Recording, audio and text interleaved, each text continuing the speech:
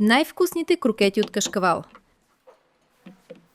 Ще ви трябва голямо парче моцарела. Настържете моцарелата и я сложете в купа.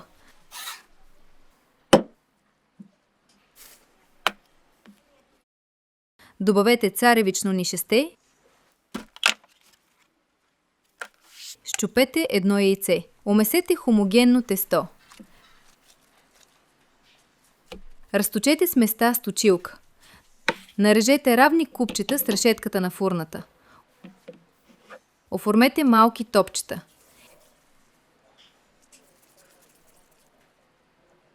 Изпържете крокетите в растително олио за 5 минути, докато се зачервят хубаво. В купата с майонеза добавете сос срирача, горчица, кетчуп.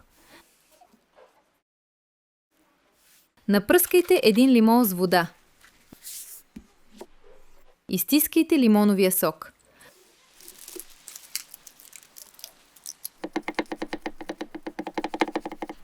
Сложете няколко скелитки чесън, нарязани на ситно.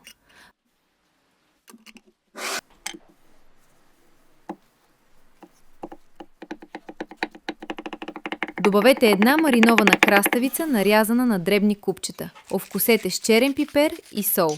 Разбъркайте соса. Насладете се на крокетите от кашкавал заедно с любимия сос.